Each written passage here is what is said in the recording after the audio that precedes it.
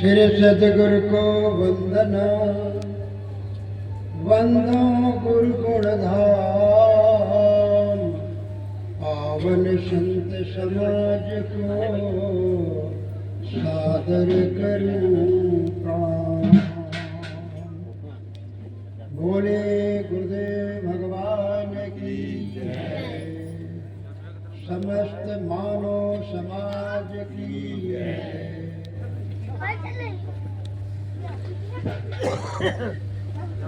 इस छोटे से कार्यक्रम में, वार्षिक कार्यक्रम में आए हुए हमारे दूर दराज से वंदनीय अर्चनीय संत समाज कई जिलों से पधारे हुए बहुत कष्ट झेल करके, और पूरा दिन बीत गया है। कुछ हमारे सज्जनों को कई दिनों से पधारे हैं।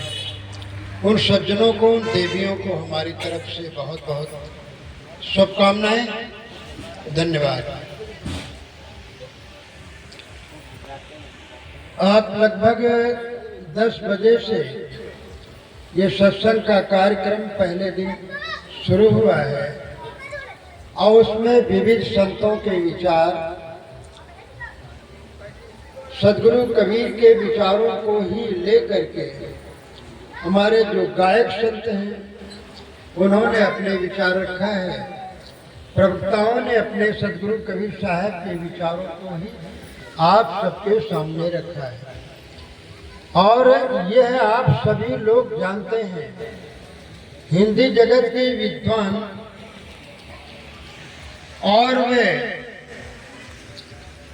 अन्य भाषाओं के भी विद्वान जितने हुए हैं लेखक, वो सभी जानते हैं कि संत कबीर एक ऐसे निर्भीक, साहसी, ऐसे निष्पक्ष और ऐसे न्यायिक, ऐसे साफ लोगों को कहने वाला संत कबीर के अलावा कोई नहीं हुआ। हुए हैं, हुए होंगे, लेकिन विद्वान मानते हैं कि संत कबीर एक झुग्गी झोपड़ी में पाले गए। ये सभी जितने पढ़े लिखे लोग सब जानते हैं। कहाँ पढ़े, कहाँ पाले गए? जुलाहे के झुग्गी झोपड़ी में। कोई सेठ के यहाँ नहीं, किसी राजा महाराजा के यहाँ नहीं, जिसके यहाँ कपड़े केवल बुने जाते थे, और सौभाग्य से उन्होंने पाया, संतानहीन थे। यही हिंदी जगत में इतिहास यही चलता है। अब कुछ हमारे संत निकल पड़े हैं। सदगुरु कबीर साहब पूरी जिंदगी भर मानवीय एकता के लिए, मन, कर्म और वाणी की शुद्धता के लिए, और सब लोग करुणा और प्रेम से रहे, जाति पाति मत मजहब को लेकर आपस में न लड़े भिड़े, बल्कि एक दूसरे का सम्मान करें, एक दूसरे की वाणी सुने और एक दूसरे के सहयोगी बने। मत मजहब किताबों को लेकर के, अल्लाह राम को लेकर के लड़ाइयां न करें। ये जिंदगी भर समझाते रहे और समझाते रहे कि इस धरती पर जहां से सूर्य उदय होता वहां की स्त्री, और जहां सूर्य अस्त होता वहां का एक पुरुष, जब दोनों को संबंध होगा तो क्या पैदा होगा? इंसान का बच्चा पैदा होगा। ब्राह्मण क्षत्रिय नहीं, बल्कि बच्चा पैदा होगा, लड़का पैदा होगा, लड़की पैदा होगी। यही तो बताया जाता है। आप लोगों ने सुना है किसी के घर में पंडित जी जन्म लिए, किसी घर में भंगी का जन्म हुआ। सब लोग कहते हैं फला के घर में। अभी साहब समझा गया कि सबके घरों में बधाइयां बजती, बोले पड़ाके लगते हैं, तो यही होता बच्चे का जन्म हुआ। उनके यहाँ लड़की का जन्म हुआ, या रसूल के यहाँ एक बच्चे का जन्म हुआ, ये तो नहीं हुआ मुसलमान का जन्म हुआ, हिंदू का जन्म हुआ, ईसाई का जन्म हुआ, किसका हुआ? बच्चे का जन्म हुआ। यही साहब ने पूरी जिंदगी भर समझाया और उस जात के दलदल से स्वयं निकल गए। ऐसे जगह पाए गए जहां पर हिंदू मुसलमान से कोई जरूरत नहीं थी, और जिंदगी भर हिंदू मुसलमान को जाति के नाम पर लड़ने वालों को कोसा और समझाया। आज कुछ हमारे कथ में संत निकल पड़े हैं, इक्का दुक्का किया, अब उनकी जाति ढूंढने के लिए तैयार है कि खरे मुसलमान थे, वे खरे थे, पाए नहीं कि खरे मुसलमान, और ऐसे वैसे नहीं, खरे मुसलमान थे, इंसान नहीं थे। एक जगह शब्द नहीं लिखा कि संत कबीर महान थे। संत कबीर विद्वान थे, तपस्वी थे, और बात से संतों की संगत करते करते उनमें ज्ञान वैराग्य तो वैसे ही आत्मज्ञान था, पहले से किसी जन्म के संस्कार था, संयोग था जो जुड़ाए के घर में पाले पोसे। ये न मान करके इतने में संतुष्टि, संत कबीर इतने विद्वान थे, इतने महान थे, उनकी महानता को नजरअंदाज कर करके उनको ये ठाया जा रहा है कि वे पक्के मुसलमान थे, और उनके घर में भैंसा काटे जाते, कुर्बानी होती थी गाय भैंसे की। लेकिन ये लिखना भूल गया, वो ये लिखना भूल गए कि संत कबीर साहब के नाम से भी कुर्बानी होती थी, उनके पिता माता उनके नाम से कुर्बानी करते थे, गाय बैल भैंसे की बकरी की पल देते थे। ये भूल गए, और ये भी भूल गए कि नमाज पढ़ने जाते थे, रोजे भी रखते थे, ये भूल गए। उनको सदगुरु कबीर साहब की महानता के बारे में लगता है कि पता नहीं है। खरे मुसलमान, अंबेडकर महान थे, बुद्ध महान थे, विशाल साहब थे, अन्य संत महान थे, लेकिन इतने में महानता नहीं। वो खरे कौन थे, किस जाति के? खरे ठाकुर थे कि खरे ब्राह्मण थे कि खरे चमार थे रविदास? अब खरे चमार हो तब रविदास महान, खरे मुसलमान हो संत कबीर तब वो महान है। पाए गए तो गलत है, और ब्राह्मण का कह दो तो गलत है, किसी इंसान का बता दो तो गलत है। नहीं, खरे मुसलमान, उनको खरे बनाओ, अंबेडकर को खरे बनाओ, रविदास को खरे मारो, जितने भी महापुरुष हुए उनको खरे जाति ढूंढो कि खरे जाति थे कि नहीं। अभी इस उलझन में पड़े हुए, एक एक साथी को लेकर के विद्वानों ने बड़ी बड़ी पुस्तकें लिखी। संत कबीर साहब की एक वाणी पकड़ करके और विश्वविद्यालय के छात्र एक एक रमैनी पर और पीएचडी करके और उसमें डिप्लोमा पाया और डॉक्टर के पदवी पाया। आप सोचिए, पहले निबंध लिख करके, और हमारे संत निकल पड़े कि भाई वो नहीं, वो खरे जाति, खरे मुसलमान, वो ऐसे कैसे अरे गहरे नहीं थे, बल्कि पुनर्विचार होना चाहिए। ऐसे नहीं, मैं उनके विचारों से सहमत नहीं। मैं समझता हूँ संत कबीर वो कहीं पाए गए हो, कहीं पाले गए हो, किसी के वो बच्चे हो, हैं तो किसी माता पिता के ही, किसी माता पिता के बच्चे हो। उनकी महानता थी, वो महान थे, उनकी वाणी महान थी, उनके आचरण और गुण महान थे। जाति से, जन्म से कोई महान नहीं होता, और पानी पी पी करके इसके लिए संत कबीर हमेशा लोगों को फटकारते और कहते रहे कि तुम इंसान बनो। हिंदू तुरुक कहाँ से आए? कहो अल्लाह राम के बारे में बोला तो उसी तरह हिंदू तुरुक के बारे में, भाई हिंदू तुरुक कोई नहीं है, दोनों एक जगह पर रहे। सब एक ही धरती पर रहते, एक ही सूर्य चंद्रमा के नीचे चले रहते हैं। तो ये बात उनकी हुई, आगे विस्तार में नहीं जाना है। तो संत कबीर का ये मंच है और उनकी वाणी को ही घूम घुमाकर हमारे संत विद्वान और भजन गायक सब उन्हीं के ऊपर, विशेषकर उनके विचारों, सदगुरु कबीर साहब के जो मानवतावादी विचार, अहिंसावादी, प्रेम और करुणावादी विचार हैं, वो आप तक पहुंचा रहे हैं। और उन्हीं के विचारों को सुनने के लिए हमारे दूर दराज से यहाँ पर सज्जन वृंद पधारे हुए हैं। और हमारे संत केवल हम माइक केवल अपने मोबाइल से उनको आमंत्रित कर दिया गया है। और कुछ लोग तो देख करके, कुछ संत महात्मा और भक्त हमारे पधारे हुए हैं, केवल मोबाइल पर देख करके यहाँ का जो पंपलेट है बनाया गया है उसको देख करके सब तरफ सब कहीं पहुँचा भी नहीं पाया गया न्योता निमंत्रण, तो भी हमारे प्रेम के यहाँ आए हुए हैं। बहुत बहुत धन्यवाद।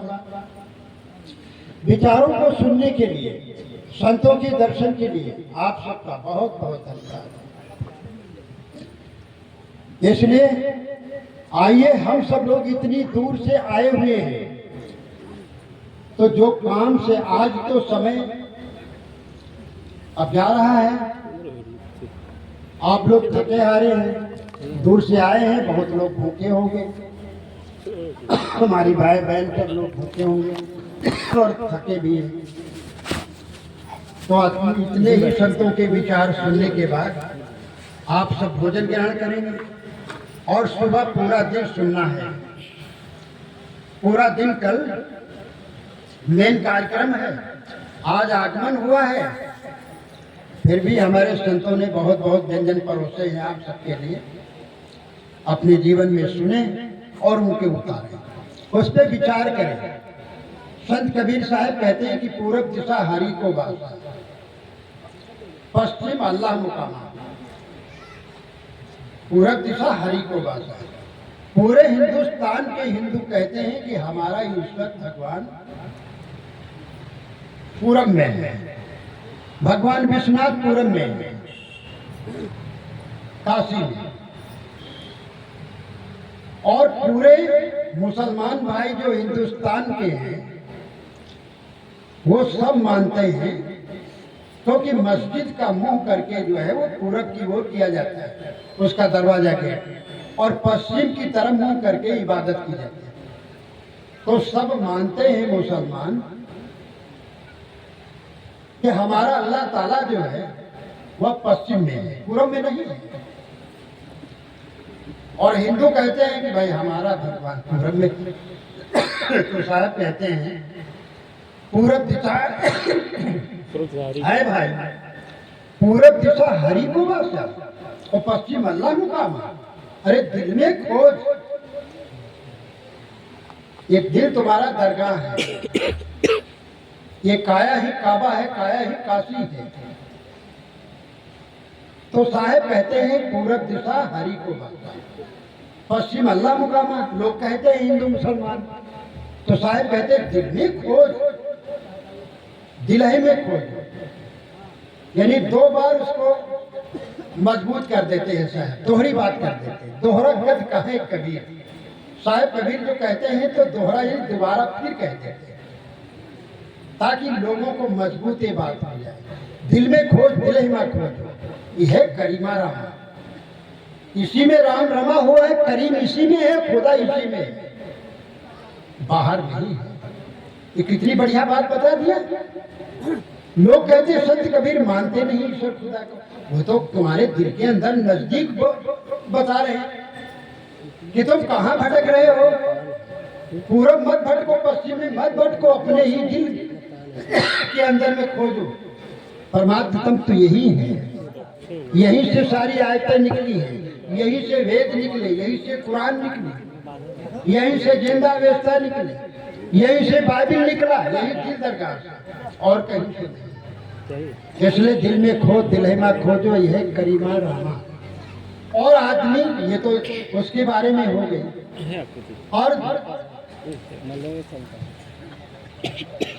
और दूसरी बात है, उन्होंने कहा कि इंसान जन्म से नहीं कर्म से महान होता है। तो उन्होंने एक भक्ति का चिन्ह दे करके ये कंठी माला पहना करके, और उन्होंने एक आधार दिया कि एक आधार पकड़ करके चलो, भक्ति करो, प्राणियों पर दया करो। कबीर जी महाराज इतने महान हुए, त्याग तपस्या योग साधना के बारे में बहुत कुछ बताया, लेकिन उन्होंने इतना ही कहा, अपने माँ बाप को भी शिक्षा दी। करदम ऋषि उनके पिता और देवहूति उनकी माता, उनको भी वैराग्य और साधना की सीख दी। उन्होंने भी कहा सबसे पहले तुम त्यागी हो, तपसी हो, लेकिन तुम्हारे अंदर ये करुणा नहीं है, दया नहीं है, तो तुम्हारा वैराग्य और तुम्हारी साधना बेकार है। इसलिए प्राणियों पर दया करो, तुम्हारे अंदर दया भाव होना चाहिए, तभी वो त्याग तपस्या में सफल होंगे। और दया नहीं प्राणियों के ऊपर, आहार विहार तुम्हारा शुद्ध नहीं है तो कुछ नहीं बनेगा, सारी साधना बेकार। ऐसे संत कबीर ने एक आधार दिया, समय ज्यादा नहीं है लेकिन आधार दिया। कुछ हमारे मुट्ठी भर लोग, मुट्ठी भर मैं कहूँगा, और यहाँ बैठे हो नाराज नहीं, मुट्ठी भर लोग कहते हैं, स्वयं तो कंठी वाला नहीं पहना। यहाँ एक फोटो लगी है साहब की, 7 लोग यहाँ आए, इंटर कॉलेज के पढ़ाते हैं, सरकारी इंटर कॉलेज, वहाँ के 7 लोग शाम के टाइम आए। अब 7 लोग जब आए तो हमसे मिले और कहा कि महाराज जी आप लोग सब कबीरपंथी हैं, और ये सब ये क्या किया आपने, ये सब कबीर के गले में माला पड़ी हुई है, कंठी पड़ी हुई है, इसको तो नहीं पहनना चाहिए। कुछ और बढ़ जाती है, ये तो उनकी है नहीं, क्योंकि उन्होंने खंडन किया है। हम लोग पढ़ाते कि खंडन किया है, हमने कहा हाँ खंडन किया है। उन्होंने ये भी खंडन किया है, चाहते हैं दर्पण देखकर मोछ मरोरत। दर्पण लोग देखते हैं, मोछ संवारते, मेकअप करते हैं। साहब कहते हैं मुखड़ा क्या देखे दर्पण में, तेरे दया धर्म नहीं। तुम दर्पण देखते हो तो दर्पण देखना का मना थोड़े करते। साहब कहते दर्पण तो देखते हो, अपने चेहरे को ठीक कर देते हो, मेकअप बढ़िया कि नहीं है, देखने में सुंदर लगते कि नहीं लगते, लेकिन क्या दर्पण में देख देख करके अपने चेहरे को संवारते हो, अपने आप को ठीक करते हो। तुम्हारे मन में दया का भाव नहीं है, प्रेम का भाव नहीं, करुणा नहीं है, तो तुम्हारी शकल सूरत सब बेकार है। तुम्हारा समरना सजना मानो सब कुछ बेकार है। ये प्रेम नहीं है, दया नहीं, करुणा नहीं है,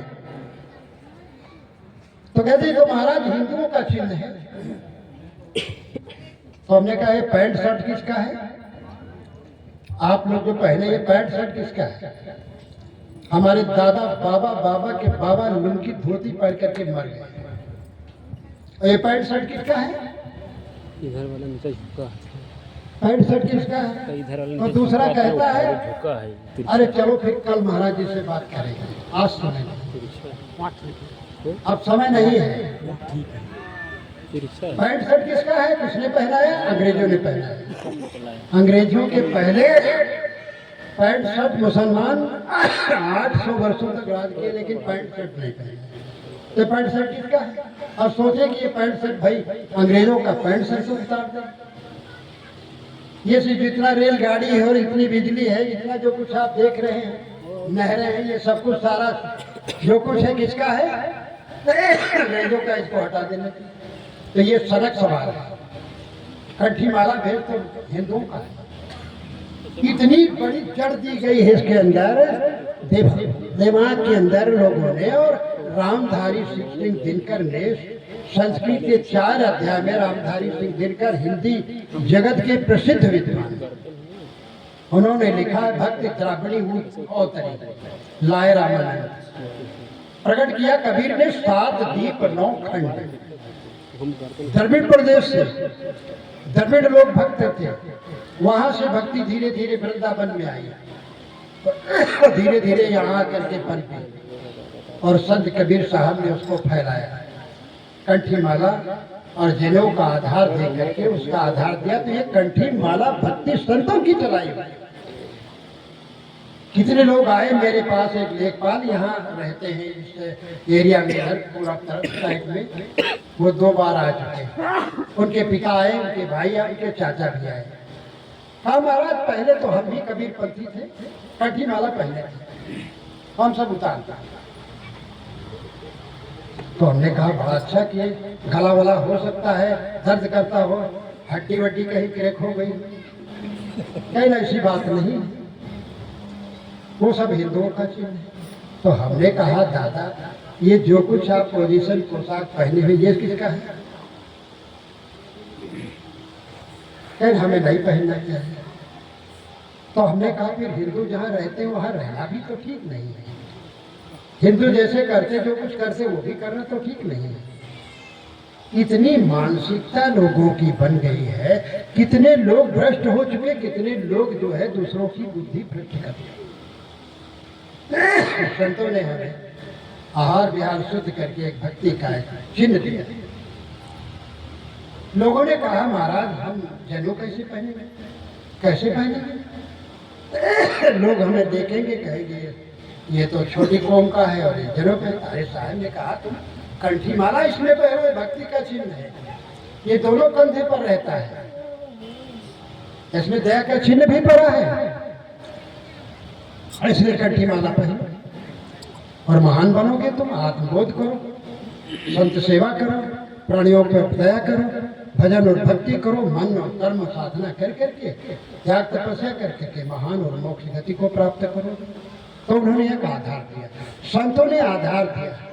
हम चाहे आप अम्बेडकर साहब को मानिए, चाहे बुद्ध को मानिए, नानक साहब को मानिए और चाहे कबीर साहब को मानिए, दुनिया के समस्त जितने महापुरुष हैं उनको सबको आप मानिए, पूजिए, लेकिन संतों के सानिध्य से अगर हट गए, संतों की मर्यादा भूल गए, संतों की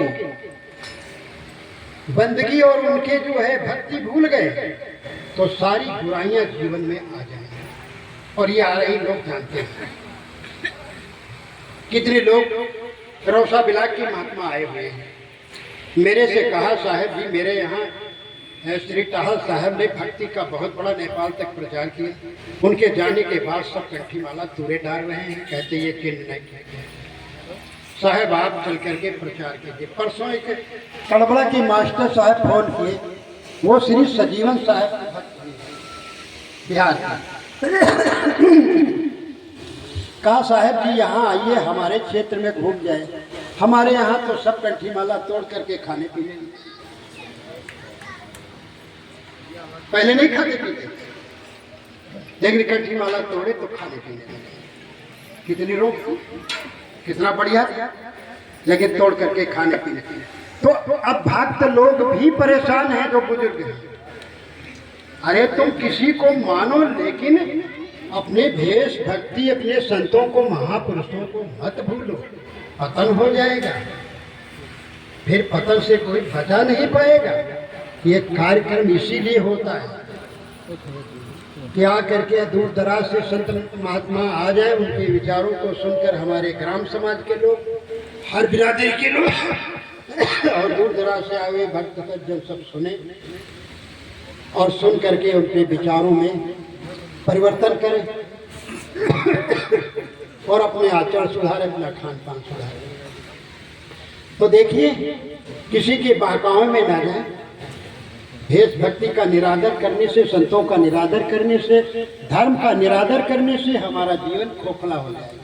हम पाशवी प्रवृत्ति की तरफ जाएंगे, मानवता नहीं रह जाएगी, धर्म हमारे पास नहीं रह जाएगा।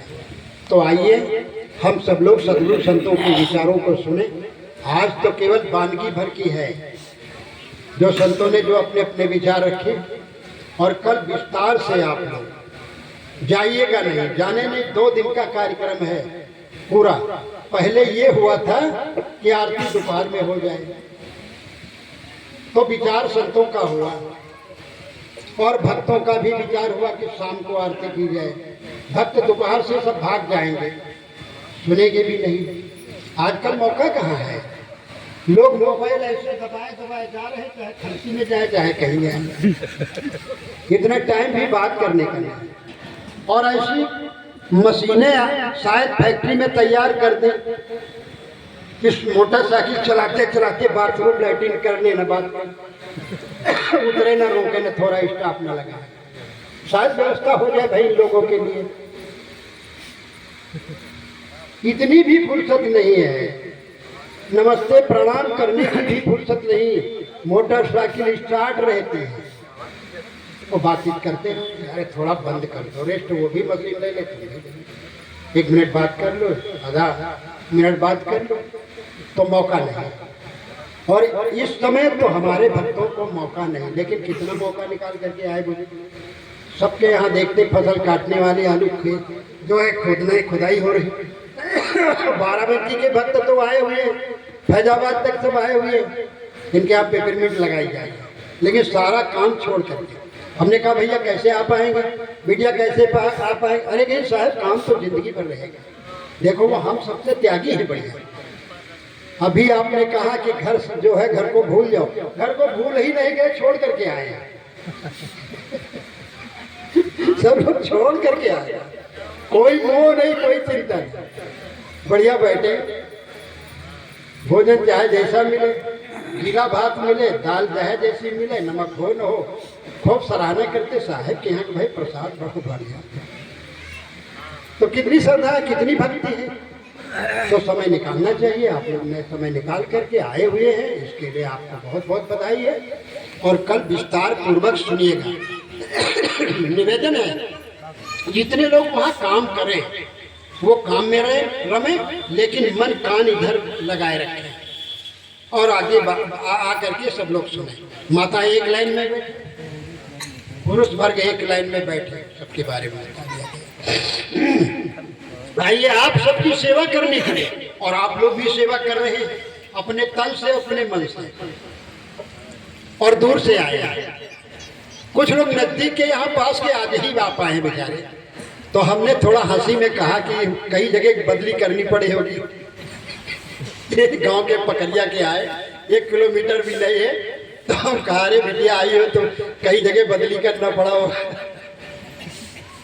और हमारे मौर्या जी परिवार से, अपने दोस्त मित्रों से आए हुए हैं अमेठी से, भक्त मौर्या जी पूरे अपने दल बल के साथ आए हैं। परसों आए धीरेन्द्र साहब के साथ में, धीरेन्द्र जी के साथ में आए। धीरेन्द्र आप भी आए हैं, लेकिन वो आए अपनी पूरे, उन्होंने आग्रह किया था कि साहब अब की बार हम सेवा आपके यहाँ, भोजन बनाना, मिठाई बनाना, कुछ बनाना, तो हमने कहा भैया 3 दिन 4 दिन कैसे आप समय निकाले। अरे सब काम जिंदगी भर है आपकी सेवा में। वो देखो अटेंड है, और कल परसों से लगे हुए हैं, रात दिन लगे हुए हैं, बेटाइम खाते पीते, और आपके लिए भोजन बढ़िया बना करके देते हैं। ठीक है ना, सबको चाहिए कि सब लोग सेवा में जुटें। उन्नति का साधन सेवा है। आप जानते हैं हनुमान जी राम की सेवा में व्यस्त रहते हैं, हर घड़ी हाथ जोड़े, विनम्र बने हुए हैं, इतने विनम्र हैं, अभिमान अहंकार नहीं, विनम्र हैं। और वो सेवा से इतना बड़ा फल पाया कि वो बहुत बड़े महान पूजे जा रहे, गांव गांव, घर घर, गांव गांव उनके मंदिर बड़े बने हुए। तो इस तरह सेवा से व्यक्ति महान बनता है। आप सब सेवा कर ही रहे, बहनें जो आई हैं वो भी सेवा सब करती है, आप लोग सब सेवा कर ही रहे। इसके लिए बहुत बहुत धन्यवाद है। बहुत दूर दूर से लोग आए और सब सेवा में रत हैं। आप लोग भी सेवा कर रहे हैं अपने तन मन धन से, और इसके लिए विस्तार से कल भी बता दिया जाएगा कितनी दूर लाद लाद करके यहाँ लाए, कितनी सेवा करके, गाड़ी मोटर में, टेम्पो में, और 100-100 200-200 किलोमीटर से यहाँ लाद करके लाए कि वहाँ साहब के यहाँ भंडारा है, उसमें शामिल करेंगे, दान करेंगे, कुछ अपना खून पसीने की कमाई लगाएंगे। तो इसके लिए विस्तार से कल चर्चा होगी। बहुत संतों ने कुछ बताया है, अब विचार करके जो गलत गलत चीजें उनको छोड़ना है, जो गलत मान्यताएं हैं उनको छोड़ना है, ठीक है। और भक्ति भजन में लीन रहो, सेवा में भी रहो। जिंदगी भर तो सब काम धंधा है ही है, और जितने दिन यहाँ हो संतों के दर्शन करो और सत्संग सुनने के लिए जरूर यहाँ हो। आराम तो करना है, लेटना पड़ना खाना पीना तो है ही सबका, लेकिन सेवा कर लो, थोड़ा समय है, भोजन परोसना, भोजन परोस। तो यहाँ ये बात तो है ही नहीं, कितना बढ़िया संगम है। ये बात तो कोई है नहीं कि तुमका देख करके हम धोती समेट ली कि छुओ न बहिनी हमरे जौन है हम नहा के। या हम त्रिवेणी या त्रिपाठी है भैया, इसमें कितना बड़ा संगम है, प्रयाग की तरह संगम है। इसी के लिए गोस्वामी जी ने कहा मुद मंगल में संत समाजू, जो जग जंगम तीरथ राजू। गोस्वामी जी ने इतना बढ़िया वर्णन किया है कि जहाँ संतों का समागम हो, संतों के साथ में भक्त भी तो जुड़े हैं, भक्त कहाँ अलग है। जहाँ संतों का और भक्तों का समागम हो वहाँ जंगम, वहाँ संगम, जैसे नदियाँ तीन मिलकर त्रिवेणी बनती, यहाँ भक्ति ज्ञान और वैराग की त्रिवेणी बह रही है, तो इसी को संगम कहा गया है। मानो सारे तीर्थ संतों के समागम में गोस्वामी जी कहते आ जाते हैं। रघुनाथ दास जी महाराज कहते संतों की संगत करें प्रेम सहित जो कोई, संतों की संगत करे प्रेम सहित जो कोई, श्रद्धा पूर्वक जो भी करेगा, संतों की संगत करे प्रेम सहित जो कोई, गंगादिक सब तीर्थ फल बिन स्नान नहीं। ये कबीर साहब का नहीं दोहा है, ये महाराज रघुनाथ दास जी अयोध्या के बड़ी छावनी के बहुत श्रेष्ठ आचार्य हुए हैं, जिनका लिखा विश्राम सागर गांव गांव है, लोग पढ़ते हैं। उन्होंने कहा कि गंगा से लेकर जितने भी तीर्थ हैं, नदियां हैं, सबका फल संतों के समागम में मिल जाते हैं, और सारे मानसिक पाप, शारीरिक पाप, कायिक पाप जितने भी हैं सब नष्ट हो जाते हैं। यही एक संगम है, यही एक तीर्थ है। इस तीर्थ में आप सब लोग आए हैं और इस संगम में आप लोग डुबकी लगाएं और इसमें बैठें, और जो बातें समझ में ना आए उठ करके हमारी माँ बहनें और जितने भी हमारे सज्जन हैं वो खड़े हो करके नमस्कार करके, गुरुदेव या महाराज जी हमारी ये बात समझ में नहीं आती है, 1 मिनट कष्ट करके बताने की कृपा करें, पूछ भी सकते हैं। ठीक, हमारे संत निवेद जो है आपका समाधान करेंगे। बोले सद्गुरुदेव की जय।